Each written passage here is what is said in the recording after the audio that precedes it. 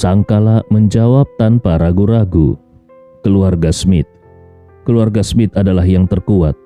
Menghancurkan mereka berarti kau telah menyelesaikan setengah dari tujuanmu.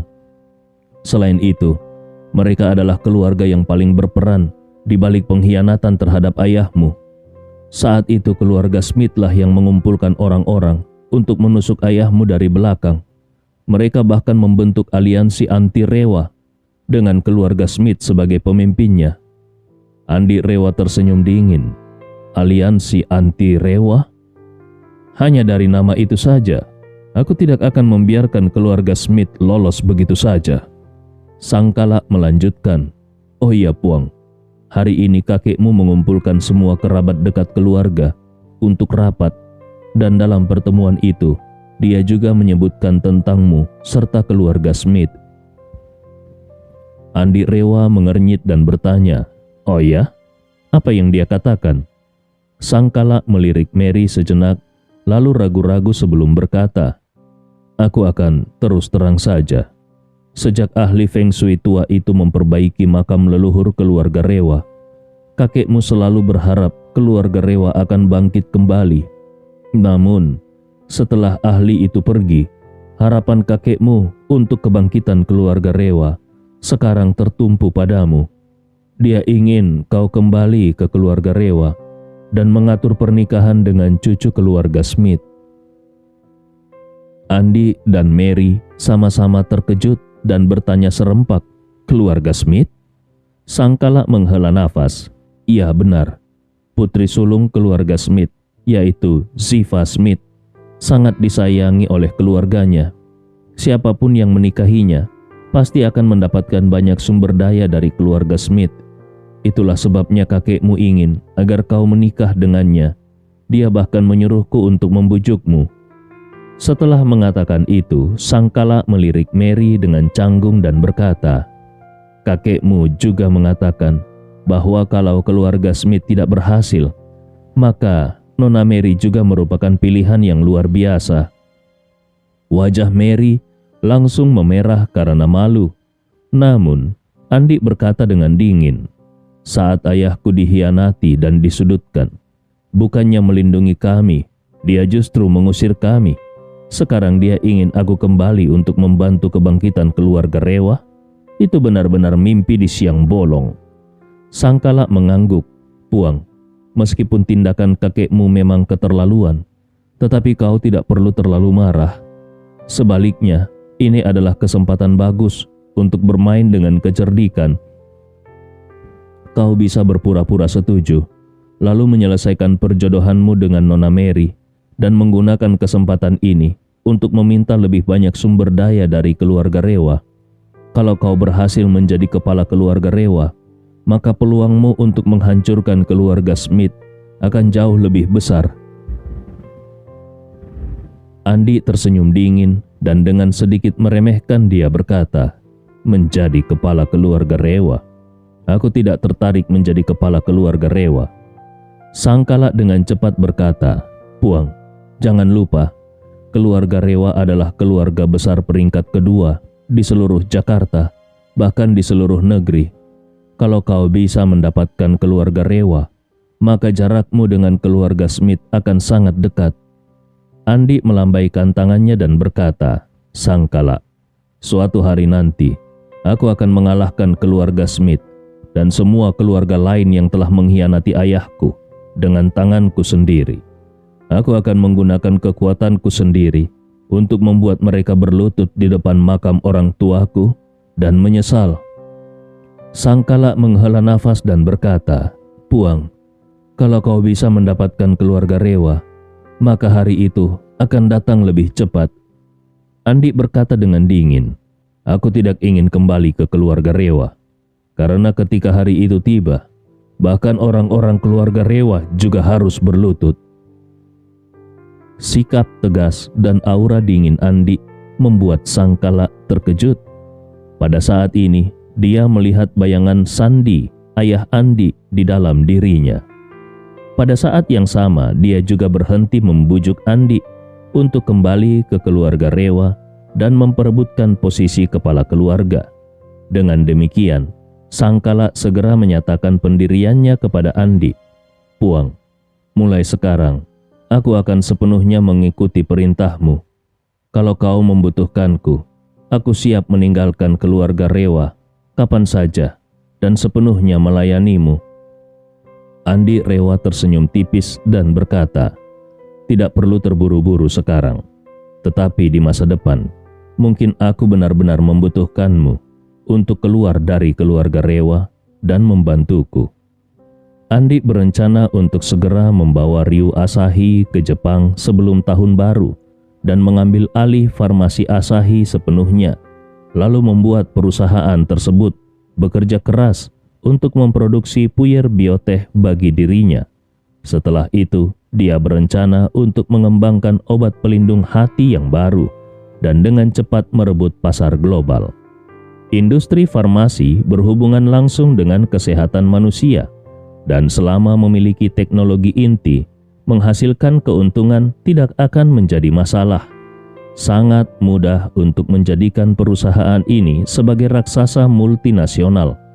Kalau Andi berhasil mengembangkan farmasi bioteh menjadi perusahaan farmasi kelas dunia, maka baik keluarga Rewa maupun keluarga Smith tidak akan mampu menandinginya.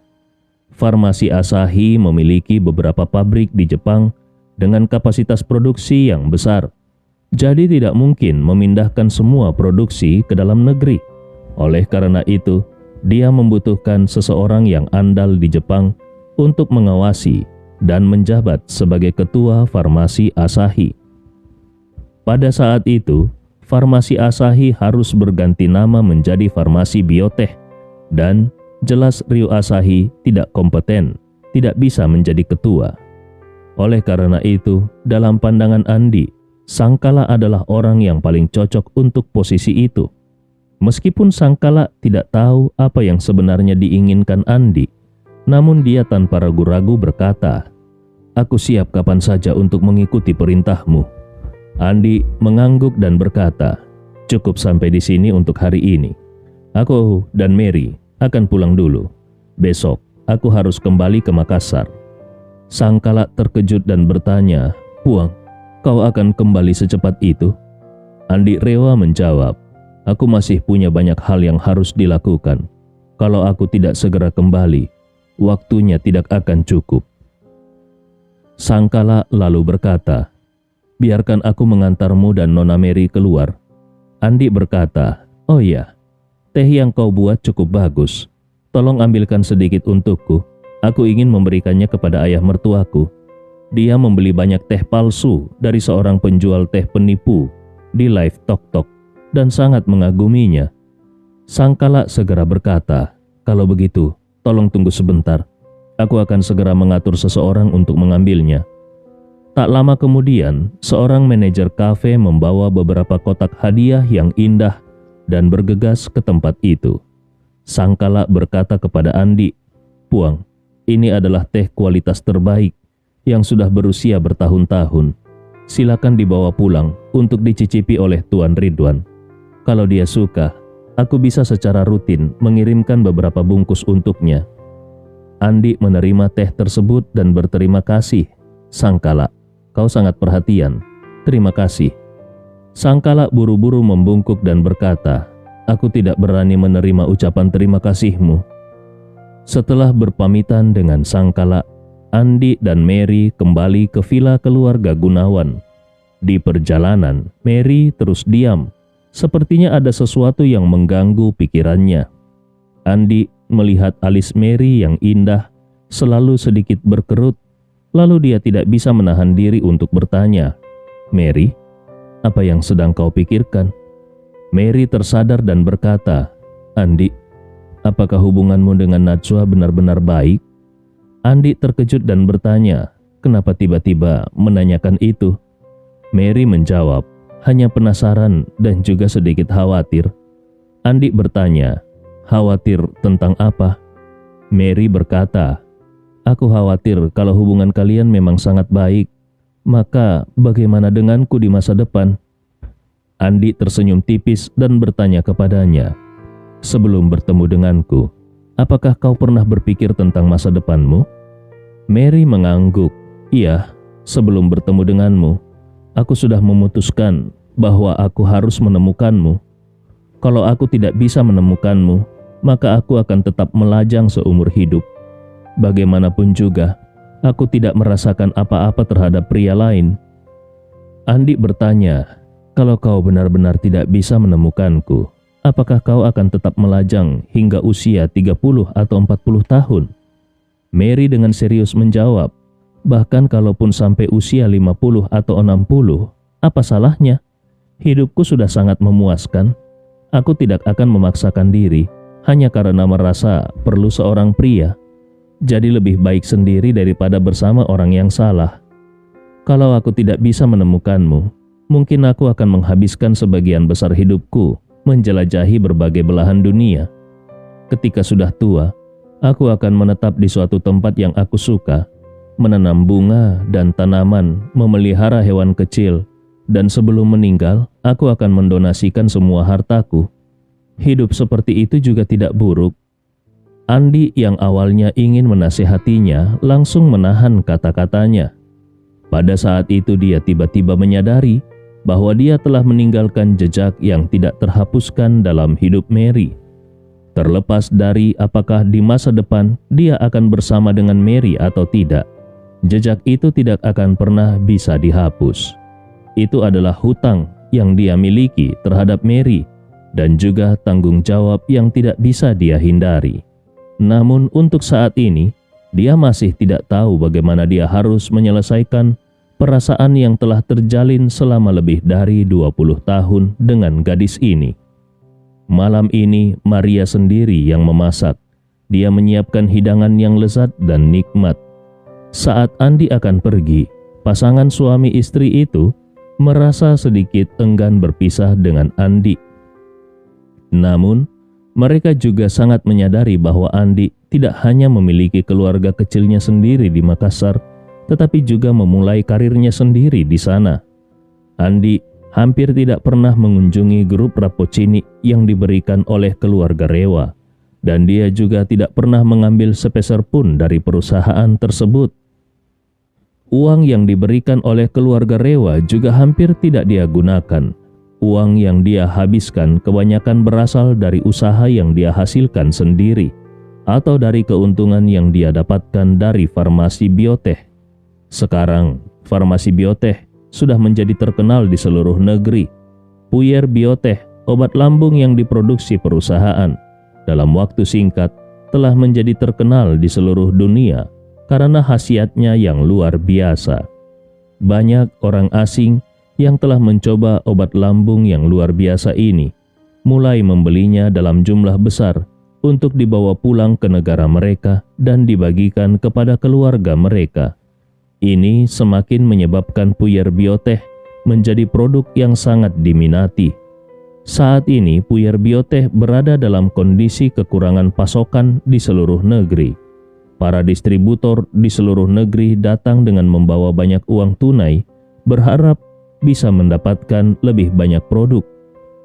Kalau ini terus berlanjut, mungkin Puyer Bioteh akan menjadi obat lambung paling laris dan paling terkenal di dunia. Jadi, ini berarti bahwa masa depan farmasi bioteh sangat cerah dan tak terukur.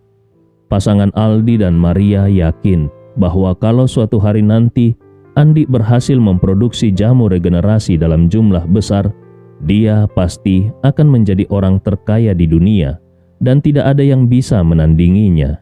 Karena itu, mereka juga tahu bahwa bagi Andi saat ini, Makassar adalah markas besarnya, basis operasionalnya, dan fondasi bagi karir pribadinya untuk melesat ke puncak.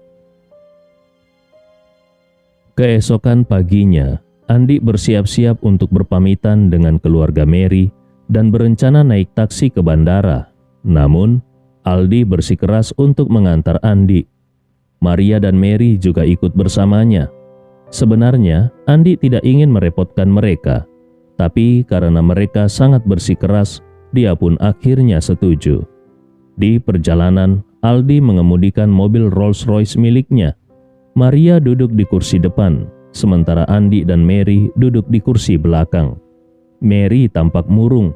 Namun, karena orang tuanya ada di dalam mobil, dia tidak mengatakan apa-apa dan tampak memikirkan sesuatu di sepanjang perjalanan. Saat mereka hampir tiba di bandara dan sudah bisa melihat bangunan terminal, Mary memberanikan diri untuk mengulurkan tangannya dan diam-diam dia menggenggam tangan Andi dengan erat. Secara naluriah Andi menoleh dan melihat Mary menatapnya dengan tatapan penuh kerinduan dan tekad. Di dalam hatinya dia merasakan sedikit rasa bersalah. Mobil Rolls-Royce berhenti dengan tenang di depan pintu keberangkatan bandara.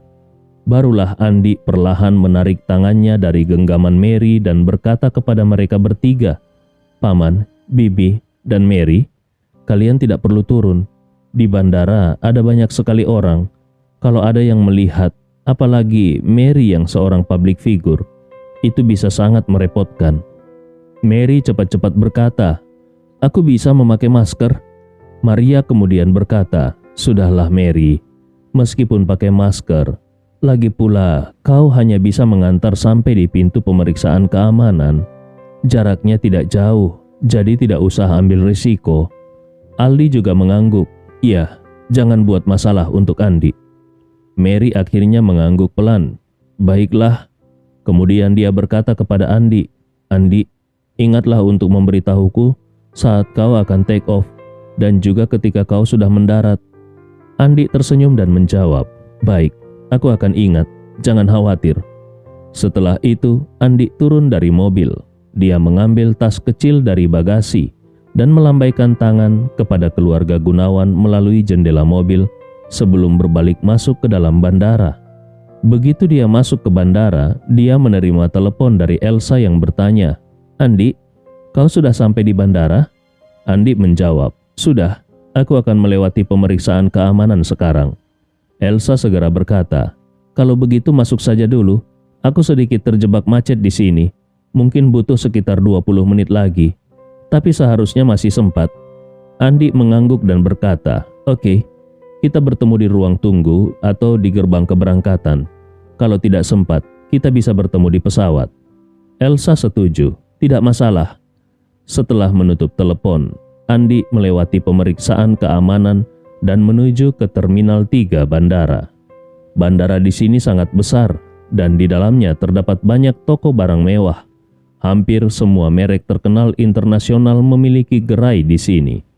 Andi teringat bahwa dia hanya membawa teh yang diberikan oleh Sangkala untuk ayah mertuanya, tetapi dia belum menyiapkan hadiah untuk istrinya maupun ibu mertuanya, Carla. Saat dia berangkat, Carla dengan manis meminta agar dia membawakan hadiah. Melihat bahwa akhir-akhir ini Carla tidak terlalu merepotkannya dan memperlakukannya dengan hormat, maka Andi pun berpikir, memang sudah sepantasnya dia memberikan hadiah kecil. Dengan sisa waktu yang ada, Andi mulai berkeliling di area komersial bandara. Karena Andi tidak terlalu materialistis, dia agak kesulitan memikirkan hadiah yang cocok untuk istri dan ibu mertuanya. Namun, dia menyadari bahwa hampir semua wanita menyukai tas. Jadi tanpa ragu, dia memasuki toko Hermes. Harga tas Hermes sangat bervariasi. Yang termurah harganya sekitar beberapa juta. Tapi itu hanya titik awal. Produk-produk kelas atas mereka bisa mencapai ratusan juta. Karena Andi mengenakan pakaian biasa, pelayan toko yang angkuh tampak sedikit meremehkannya. Meski tidak mengatakan sesuatu yang buruk, namun sikapnya menunjukkan kurangnya rasa hormat. Andi tidak terlalu memikirkan hal itu. Setelah melihat-lihat di dalam toko, dia tertarik pada sebuah tas dengan edisi terbatas berbahan kulit buaya yang dipajang di balik kaca. Tas tangan itu berwarna oranye khas Hermes, dengan tekstur kulit yang sangat sempurna dan pengerjaan yang sangat cermat. Tas ini cocok baik untuk digunakan sehari-hari maupun di acara formal. Andi lalu memanggil pelayan toko dan berkata, "Permisi, aku ingin membeli tas ini, tolong bungkuskan." Pelayan toko mengernyitkan dahinya dan berkata, "Tuan, tas ini harganya 58 juta. Andi mengangguk. Tidak masalah, aku akan membelinya. Namun pelayan toko kembali berkata, maaf tuan, tapi untuk membeli tas ini diperlukan pembelian tambahan. Andi terkejut dan bertanya, apa maksudnya? Apakah aku tidak bisa langsung membayar dan membawanya pulang? Pelayan toko tersebut tersenyum meremehkan. Tuan, pasti ini pertama kalinya kau datang ke Hermes, bukan? Kau belum pernah membeli apapun dari toko kami sebelumnya ya? Andi mengangguk. Belum. Memangnya apa masalahnya? Pelayan toko mendengus. Banyak tas Hermes tidak bisa kau beli begitu saja. Untuk barang-barang yang harganya di bawah 30 juta, kau bebas memilih dan membeli. Tapi untuk yang di atas 30 juta, seperti tas ini, biasanya adalah edisi terbatas. Pelayan toko melanjutkan, jangan lihat harga tas ini di tokonya hanya seharga 58 juta. Karena begitu keluar dari toko, harganya bisa naik hingga 7 atau 80 juta. Jadi, untuk membelinya, kau harus menjadi anggota kelas atas Hermes dan sudah membuat janji terlebih dahulu dengan manajer toko.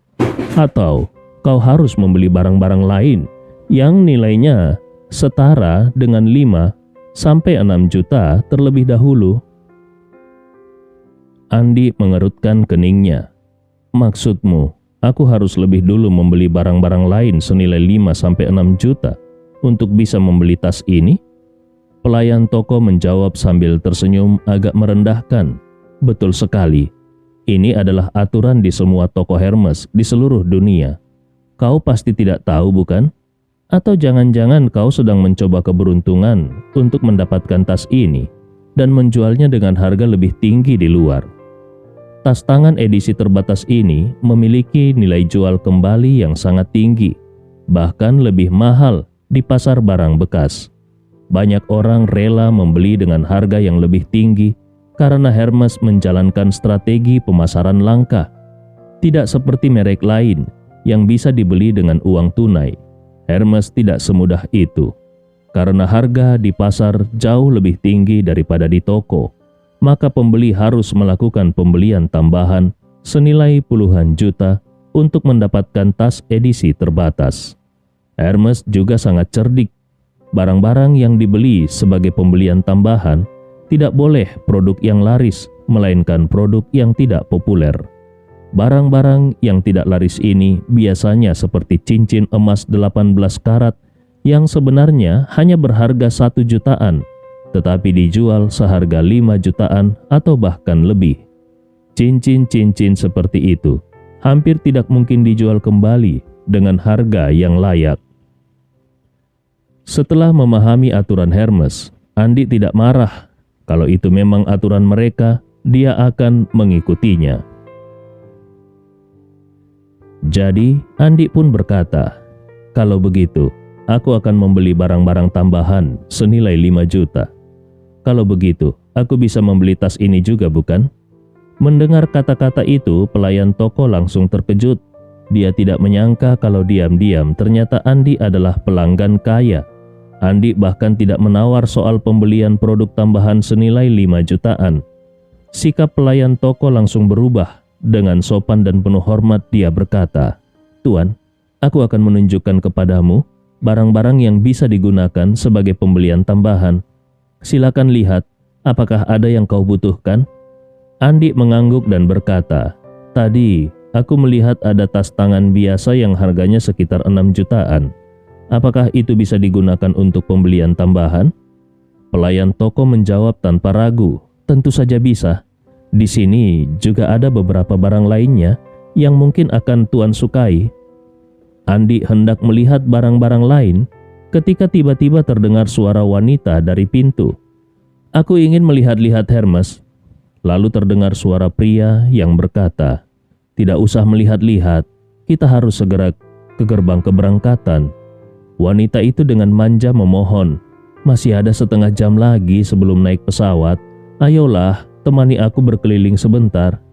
Akhirnya pria itu menjawab dengan enggan, baiklah, tapi hanya 20 menit.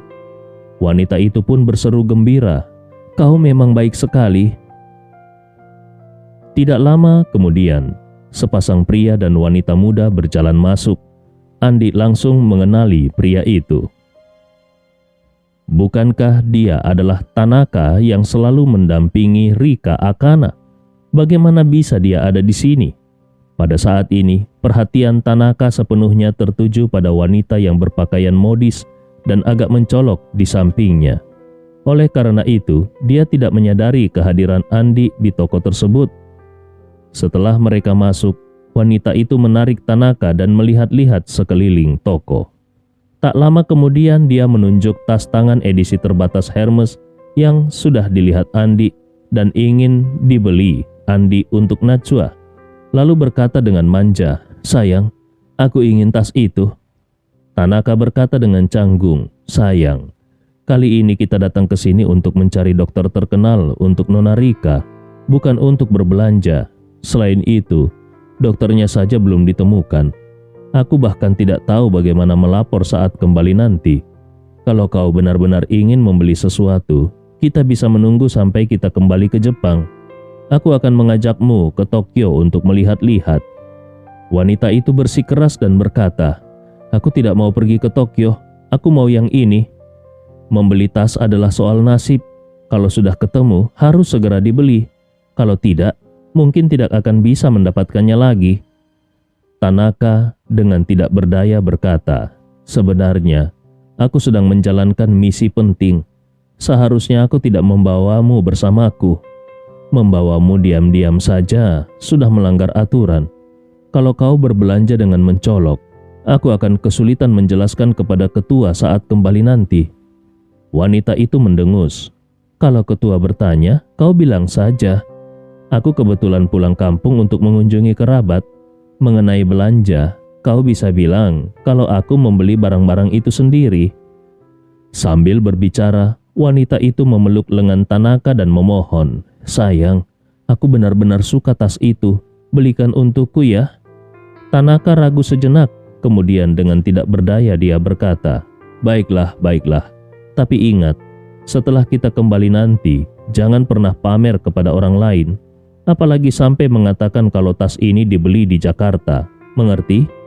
Wanita itu tersenyum senang dan berkata, "Aku mengerti." Setelah itu, dia segera melambaikan tangan kepada pelayan di dekat Andi dan berkata, "Nona, aku ingin tas itu, tolong ambilkan."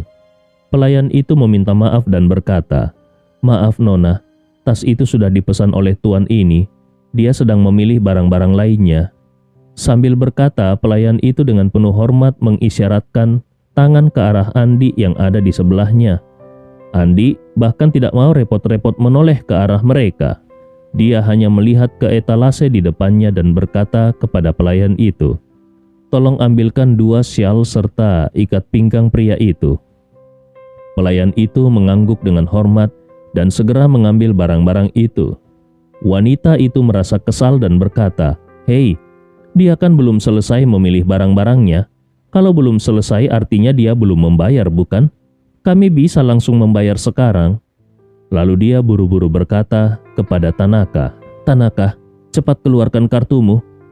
Tanaka dengan canggung berkata, "Karena tuan itu sudah memesan terlebih dahulu, kita pilih yang lain saja." Wanita itu segera berkata, "Tidak bisa, aku mau yang itu. Aku sudah memilih tas itu sejak pertama kali melihatnya."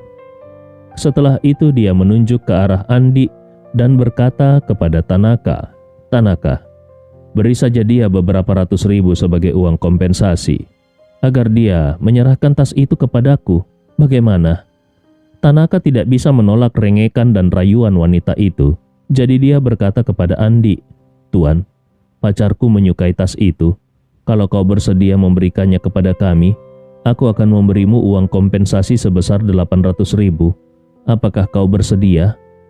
Andi hanya melambaikan tangannya tanpa menoleh.